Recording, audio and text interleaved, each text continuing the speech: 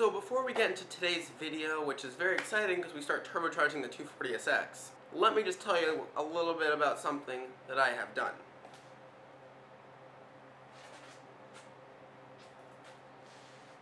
What I've done is lost the thing I wanted to show you. So what we have here is the very first George Goes Drifting sticker. It's pretty cool. It says drifting on it. I would highly recommend picking one up.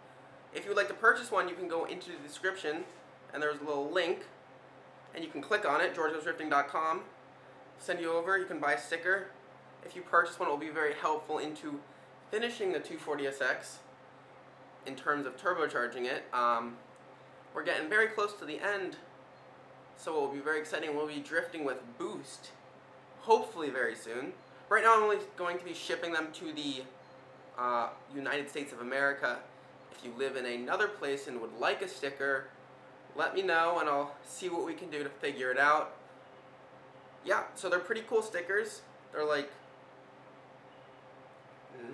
they say drifting, they're so cool. Let me just show you how to put one on a car. Actually, I'm going to do a terrible job showing you how to put it on, but I'll show you how dope it looks on a car. As you can see here, we have a collection of some rectangularly shaped stickers, and I'm going to apply a George Goes Drifting sticker. We'll start probably down, or should we start up? Very difficult decisions. We'll apply it right here. Alright, very simple. If you're advanced, you can take off the backing while you apply it. Or if you're unadvanced, you can just take the stick. I mean, not unadvanced, a person like me. Oh, clean it before you put the sticker on. Highly recommend. And then you just take it. I would start on one edge, as you probably know. Try to line it. Oh, goodness. Oh, gosh. Well, I recommend putting it on straight the first time. There we go. There we go. And then just apply. Try and squeegee the bubbles out with your finger. And there you go. Drifting sticker applied. And now let's get back to our regularly scheduled program of boosting the Nissan 240SX's KA24DE to do sick drifts. So, it seems like the 240SX might run normally now. So this is as good of a time as any to put all the turbo stuff on. So today we're just going to be getting ready to do some stuff. We're going to be taking off the bumper, mocking up the intercooler, getting ready to mount the battery in the trunk because the intercooler pipe is going to go through the battery tray, so it can't be there anymore. So we're going to, of course, pull the battery out, put it in the trunk. We're going to have to mount it, get a battery box, wire it. We'll do that later. Other than that, we're just going to start pulling stuff off we're not going to need for the turbo stuff anymore. So, yeah. These were for, wiring on a trailer, brake light, turn signal thing. But, we never put the lights on the trailer, so we have brackets now that we will use to mount them in the intercooler because they're nice and thick, and they already have holes in them. Probably have to drill new holes, but that's another thing. Alright, so we're going to pull the front bumper off very quickly and easily.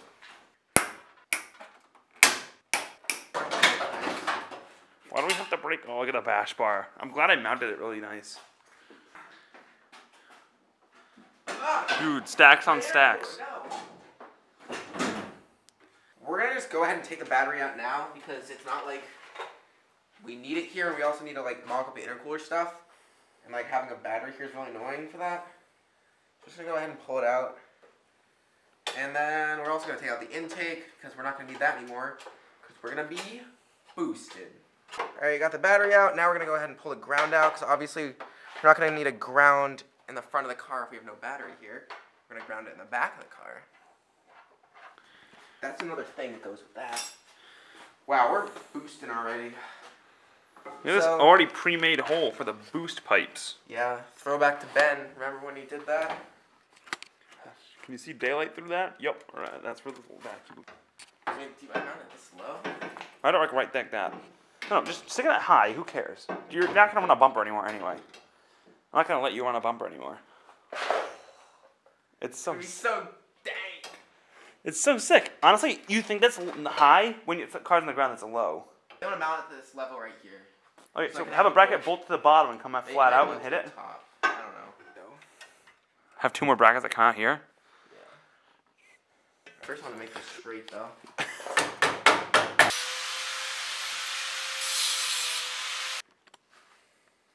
Dad negotiated a pretty good price for it. How much? $3,000. Look at Is that a good price? Yeah, it is. Mounted. I don't know if that was actually the right bolt for this. It's a good price for the fact that... So we're being very productive in terms of turbocharging the 240. We've been working for probably solid hour. Got about nothing done.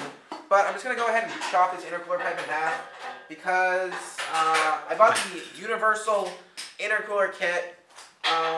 So we're going to have to make some slight modifications to make it work for my universal application. So I just bent this into an ovular shape in the vise. So I have another one though, so it's okay. I don't think I'm going to need that one. And if I do, I'm going to be kind of sad. But I'm just going to use this one and not put it in the vise because I think it's completely unnecessary. I'll just hold it in my hand on the ground. Just where it chops. Ow! I just punched myself in the stomach.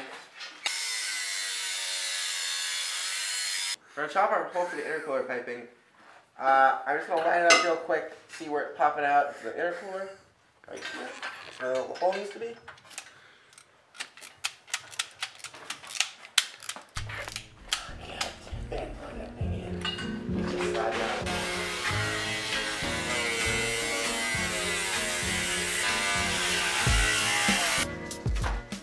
I can't see my eyes. I can't see my eyes? James A. 2017. I can't see my eyes either. So I just got the headers out, and the reason why that was a big issue is because I lowered the adjustable ISR motor mounts that I had. Because with them, pretty much what you can do is just pull some of those. There's like a really big space in the top and the bottom. Normally there are 2 on the top and the bottom, and I was like, oh, let's just take some more out. Engine will sit a bit lower. We'll have a lower center of gravity, better drifts. But in doing that, I also just like adjusted everything a little bit so that the little flange on the bottom of the header, that thing would not fit through this hole over here. So I just had to loosen up the steering column a little bit down here. I just loosened up that shaft right there, and I was able to squeeze the header by just loosening it up and pulling it up a little bit.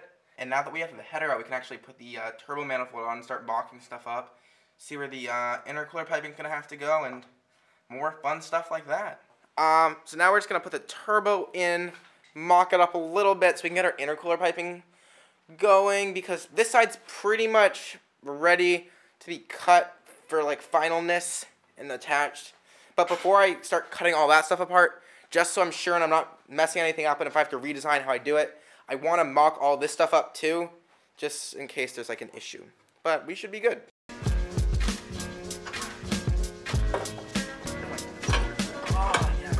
Nope, it's nothing. Alright, actually good. We're boosted. Alright, so I got the turbo mounted on the bottom. It actually fits now, which is really exciting. Couple of things I didn't really think about that I just like bought impulsively because I was like turbo. So this is like the outlet pipe from the T28 style intake pressure building housing. This goes like here, but I need to get like a 45-degree angle coupler because this coupler, it's like straight, and like if I put this on, it would just go straight into the side of the car, and it's like doesn't really want to do anything that it's supposed to.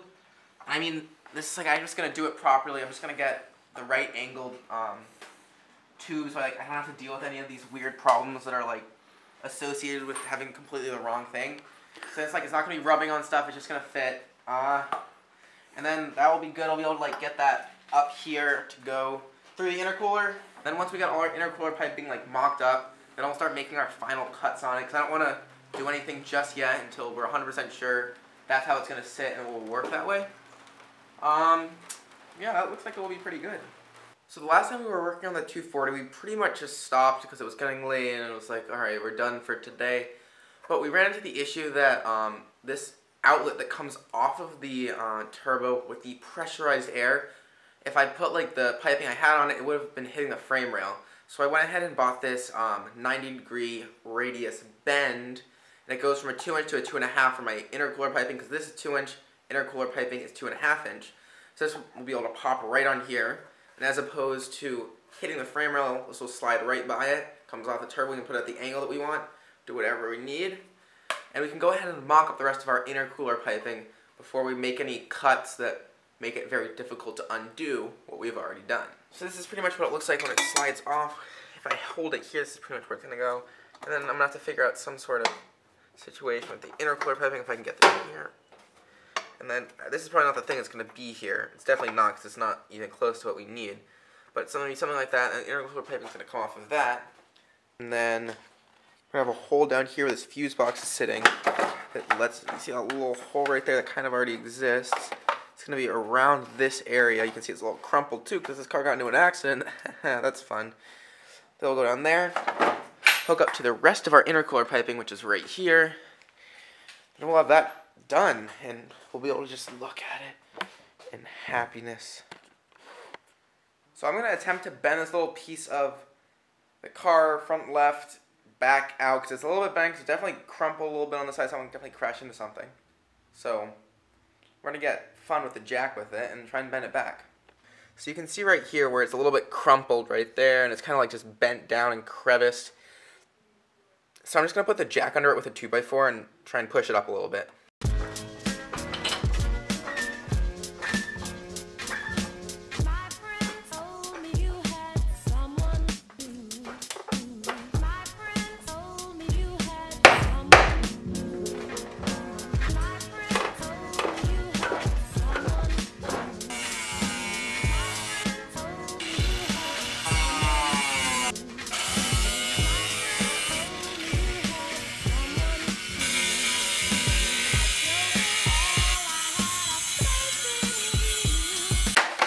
Now I'm going to go clean this off a little bit with the file, because this is probably just such a bad cut.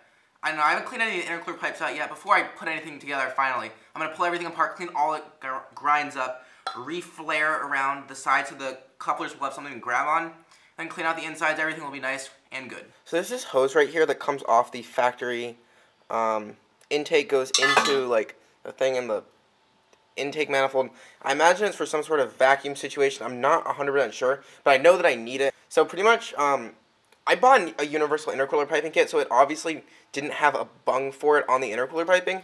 But this intake I got when I had the single cam in the car, and it just came with this. Like the car had this intake on it. So my plan is, I want to use this bung right here, but it's not like I can cut it off and like weld to this, because I can't weld to aluminum, obviously. So what I'm going to do is I'm going to cut like right before this bung, and then I'm going to cut like over here, and I think I might be able to use this 90 in my intercooler piping, and then be able to use this bung, and then go from the, the stainless to the aluminum of the actual intercooler piping. Then we'll be able to get a longer hose that will be able to connect to this bung.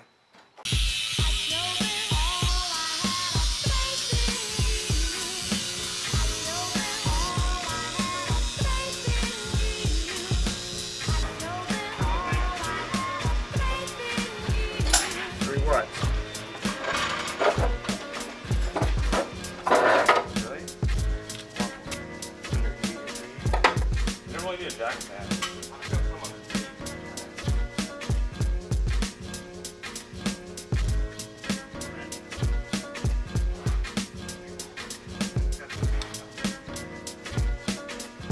This is what it's going to look like. Probably have to take everything off again, because we still need to get our couplers on, because there's not actually a clamp down here holding the intercooler piping on, but it still looks good. So now we're going to go ahead and remove one more piece of intercooler piping, and then probably another one, and then cut both of them. Because right now that piece of intercooler piping that's going in the intercooler pretty much is jammed all the way in there, because I was just doing it for sizing to see if it was the right length. So I think we're going to go ahead and cut it, because it's a little bit too long now. It's like poking this like the wrong way. So we're going to cut it a little bit, and then we should be good. Actually, maybe I already cut this one. I can't remember. Let me go look. Maybe it's the other side we need to cut. Okay, so it's the other side we need to cut. This one is sticking into the intercooler 18 feet, so we got to cut it shorter.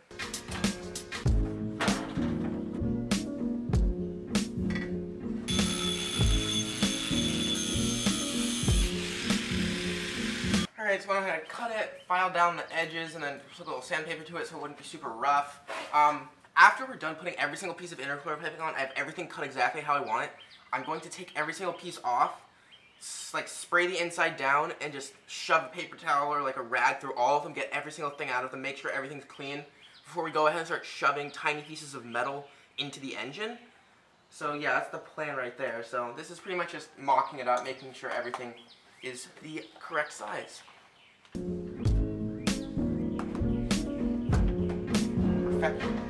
And of course we're gonna have to like flare all the intercooler piping so it doesn't slide off. Okay, so this is how the intercooler piping is gonna go. I just need to like commit to it and do it because I keep changing something and then something else changes. And it's like it works right now. So I'm just gonna go ahead and take the pieces off, start flaring the edges of the aluminum pipes, because if you look at right here, there's a little flare on the end, so when you attach the coupler and the hose clamp, it like holds onto that, so the hose clamp has something to grab, so the pipes aren't just like sliding apart from each other when there's like pressure inside of them. And then this is not aluminum, I think this is like stainless. I'm just going to take the welder and do like a couple of tacks around it. That will be able to hold it on plenty well, I believe. So we're going to go ahead and pull them all off and go ahead and flare the edges so we don't have a bunch of pipes falling off while we're boosting down the street and around the racetrack. So what we have here is the first piece of intercooler piping we're going to try to flare. I did a practice one that kind of turned out really badly. It was this. I kind of was just like messing around with it around the outside just to see like what would work and what didn't. This is also a terrible cut, so it just makes it look a lot worse, but it's like, and then after that we're going to go ahead, spray some non-chlorinated brake cleaner inside of the tube, shoot a paper towel through there, and just get all of the metal and stuff out of there from cutting and sanding, and then pop it on the car and on to the next one. So here are our crimping pliers, and I found it's best just don't go with like that much force. It doesn't need to be that deep. Oh, that's also backwards. Right here, and then crimp.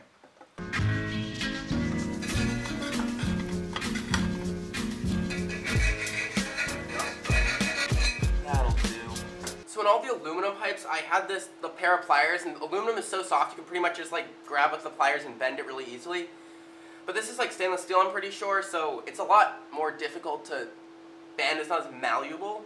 So I'm just gonna go ahead and take the good old welder and just like pop down some like beads, maybe like a ½ inch long, and then just like skip a little and do it again so the coupler and the hose clamp will have something to grab onto.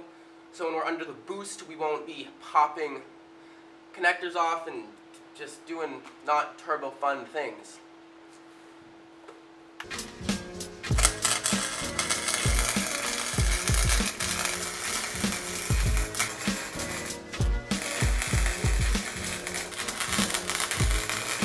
So when I had welded our little things on, I took the grinder to it because there was a ton of like slag, just like little tiny pieces of weld just sprayed everywhere, and it was really angering me. So I took the grinder to it, grinded them all off. Now it looks really gross. So I'm trying to find some black spray paint, and I'm thinking that someone just walked out of my garage with it. I definitely had a can of it before, and it doesn't look like it's here anymore. And I kind of don't want to put clear coat over this because it kind of looks completely disgusting, and I feel like it would look a little bit better if there was black spray paint on it. Maybe we'll just clear coat it, so I'm not trying to buy more black spray paint. No, I have gold spray paint. No, I probably shouldn't use that. Because that's, clear coat. So we got our fresh new 45-degree coupler that we're going to go ahead and throw on the other side of the intercooler piping, because I took the one off to fit on this side. So something I forgot about originally when I put the intercooler piping on was installing the blow-off valve that I had purchased a while ago. It's just like some eBay thing, and I just went ahead and put it in. This is where it is right now. I don't know, I might change the angle of it a little bit, but in the power steering I'm going to have to get a longer return line for that. It's good. We got our 90 going to it, and a 45 off of it takes down to the actual intercooler. And then, of course, 45 that's going to go on this side. And right here you can see the disgusting tacks that I put on here that are going to help hold the coupler on this end. So we're going to go ahead and throw the 45 on right now.